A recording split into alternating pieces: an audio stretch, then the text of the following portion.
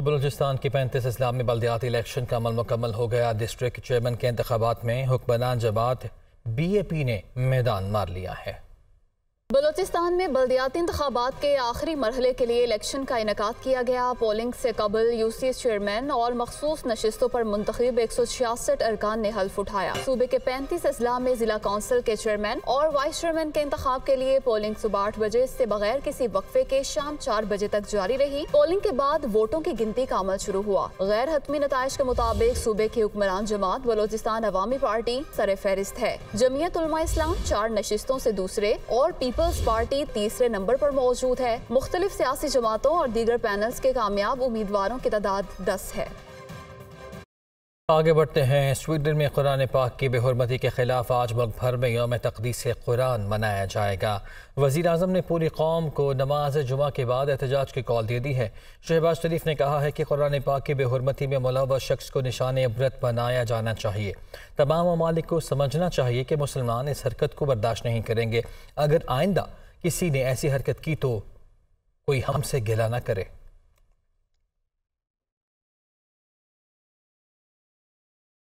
वज़ीर आज़म शहबाज शरीफ कहते हैं कि स्वीडन में कुरान पाक की बेहुरमती की शदीद मजम्मत करते हैं। ऐसे मज़मूम हरकत पर स्वीडन की हुकूमत को जवाबदेह होना होगा और मलून शख्स को निशान इबरत बनाना होगा। पार्लियामेंट के मुश्तरका इजलास से खिताब करते हुए कहा कि पार्लियामेंट मुश्तरका कमेटी बनाए जो सिफारिशात दे ताकि आइंदा ऐसे वाक़यात रूनुमा ना हों। वज़ीर आज़म शहबाज शरीफ ने आज मुल्क में एहतजाज की कॉल भी दे दी।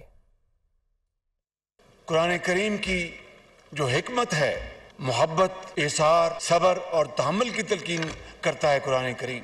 इस्लामोफोबिया और इस्लाम के खिलाफ जो जानबूझकर आग भड़काई जा रही है, ये असल में जनाब स्पीकर दुनिया में मुसलमानों और ईसाइयों को लड़ाने की साजिश है।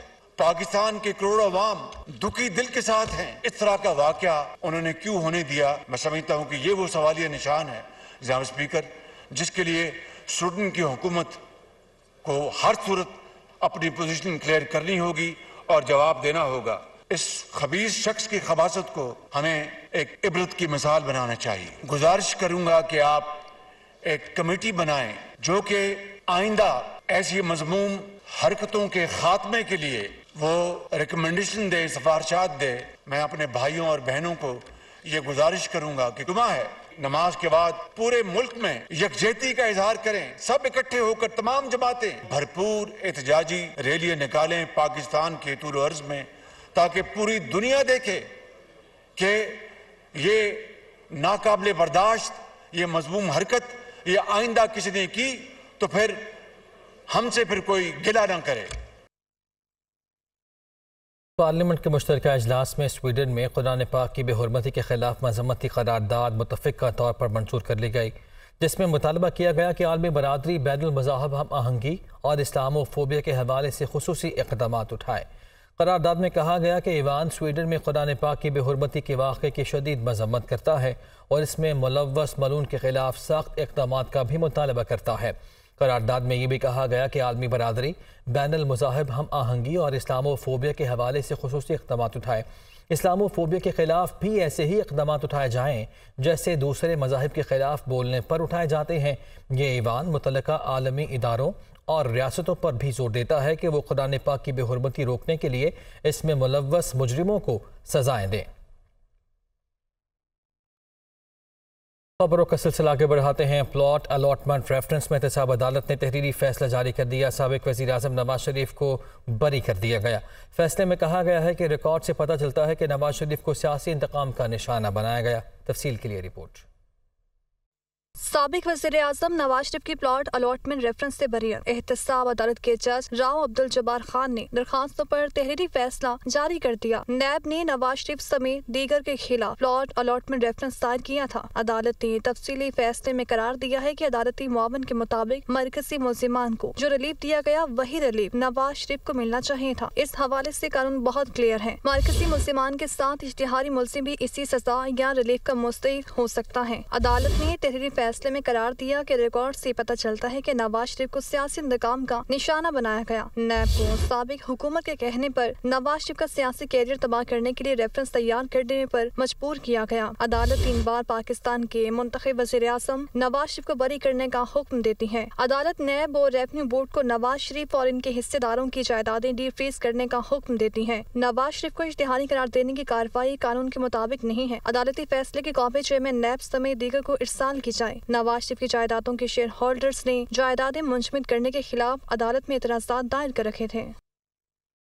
वफाकी वज़ीर इत्तेहाद मरियम औरंगज़ेब कहती हैं कि नवाज शरीफ के केस में किसी किस्म की करप्शन साबित नहीं हो सकी। चोर चोर कहने वालों को आज मुंह की खाना पड़ी। ये भी कहा कि 4 साल मीडिया की ज़बानबंदी के लिए हर हरबा इस्तेमाल किया गया। वो इस्लामाबाद में न्यूज़ कॉन्फ्रेंस कर रही थी।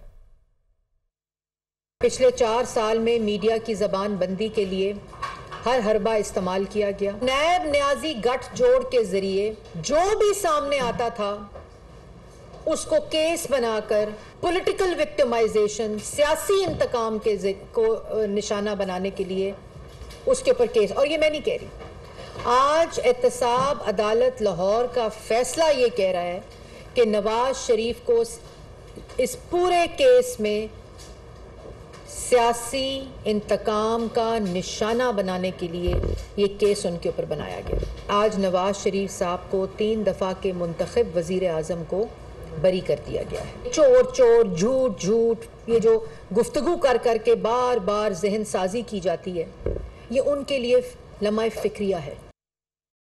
साबिक सूबाई वज़ीर ख़जाना गिलगित बल्तिस्तान जावेद मनवा ने PTI से राहें जुदा कर ली हैं। दुनिया न्यूज़ से गुफ्तगू करते हुए कहा कि 9 मई के वाक़यात की पुरजोर मज़म्मत करता हूँ। हमेशा पार्टी लीडर्स के जारहाना रवैयों के ख़िलाफ़ था। मज़ीद कहा कि हमारा हम ख्याल ग्रुप काफ़ी अरसे से सरगर्म था। मतलूबा तादाद पूरी है और हम हुकूमत बनाने जा रहे हैं। ख्याल ग्रुप जो है वो काफ़ी अरसे से मुतहरिक था बहुत सारे इश्यूज़ के ऊपर। जो गिलगित बल्तिस्तान के अंदर जो हमारी कैबिनेट थी, कैबिनेट के अंदर हुकूमती उमूर में भी मामलात में हम अपना इख्तलाफ राय रखते थे। बिल्कुल इसी तरह पार्टी उमूर के अंदर भी जब भी हमें लगा कि सूबाई जो क़यादत है उनसे कोई चीज़ें मिस हो रही हैं, या फेडरल के अंदर जो हमारी जमात थी वहाँ जब जारहाना अंदाज़ अपनाया गया, तो हमने उन चीज़ों के साथ जब भी हमने महसूस किया तो हमने उसके साथ इख्तलाफ किया। उसकी पादाश में जो है हम ज़ेर अताब भी रहे। तो रियासत है, इलाका है, मुल्क है, तो हम हैं, हमारी सियासत है। तो इन तमाम चीज़ों को कंसिडरेशन में रखते हुए इस पॉलिटिकल पूरा टर्मोइल जो है, जिसमें जो है वो सियासी टेम्परेचर बहुत हाई है, तो उसके अंदर मैंने अपने रुफ़क़ा के साथ, अपने जो सियासी रुफ़क़ा हैं उनके साथ मशावरत के बाद इस फ़ैसले पर हम पहुँचे कि अब हमें PTI से राहें जुदा कर लेनी चाहिए। तौहीन इलेक्शन कमीशन केस की बात कर लेते हैं, जिसमें अहम पेशरफ्त ये हुई कि इलेक्शन कमीशन ने साबिक वफाकी वज़ीर फवाद चौधरी के नाकाबिल ज़मानत वारंट गिरफ्तारी जारी कर दिए हैं। Chief election commissioner Sikandar Sultan Raja की सरबराही में 5 रुकनी कमीशन ने केस की समाअत की। मेंबर इलेक्शन कमीशन ने कहा कि फवाद चौधरी ना खुद कमीशन के सामने पेश हुए और ना ही इस्तिस्ना की दरख्वास्त दी। मुआवन वकील ने इलेक्शन कमीशन से इस्तदा की कि हाई कोर्ट में 1-2 दिन से केस का फैसला आ जाएगा, समाअत मुलतवी कर दी जाए। कमीशन ने इस्तदा मुस्तरद करते हुए फवाद चौधरी के नाकाबिल ज़मानत वारंट गिरफ्तारी जारी कर दिए। केस की आइंदा समाअत 20 जुलाई को होगी। बिजली का शॉर्टफॉल 6705 मेगावाट तक जा पहुंचा। मुल्क के मुख्तलिफ इलाकों में लोड शेडिंग का दौरानिया 14 घंटे तक पहुंच गया है। कई इलाकों में फ़नी खराबियों के बाइस गैर एलानिया लोड शेडिंग भी की जा रही है। इस्लामाबाद से रिपोर्ट कर रहे हैं जिशान यूसुफजई। महंगी तरीन पैदावार के बावजूद बिजली नापैद, शॉर्टफॉल 6705 मेगावाट पर पहुंच गया। मुल्क के मुख्तलिफ इलाकों में 14 घंटे तक लोड शेडिंग। ज़राए पावर डिवीजन के मुताबिक मुल्क में बिजली की मजमूई पैदावार 20,795 मेगावाट जबकि तलब 27,500 मेगावाट है। पन बिजली की पैदावार 7,349 मेगावाट है, जबकि सरकारी थर्मल पावर प्लांट से 639 मेगावाट बिजली पैदा की जा रही है। निजी शोबे के बिजली घरों से 9,048 मेगावाट और विंड पावर प्लांट से 534 मेगावाट बिजली पैदा की जा रही है। सोलर बिजली घरों से 123, बगास से 115 और न्यूक्लियर पावर प्लांट से बिजली की पैदावार 2,988 मेगावाट है। पाकिस्तान स्टॉक एक्सचेंज के इंडेक्स 14 माह की बुलंद तरीन सतह पर पहुंच गए। दूसरी जानिब करेंसी मार्केट में डॉलर की कदर में कमी वाक़ई हुई। तफसील के लिए रिपोर्ट।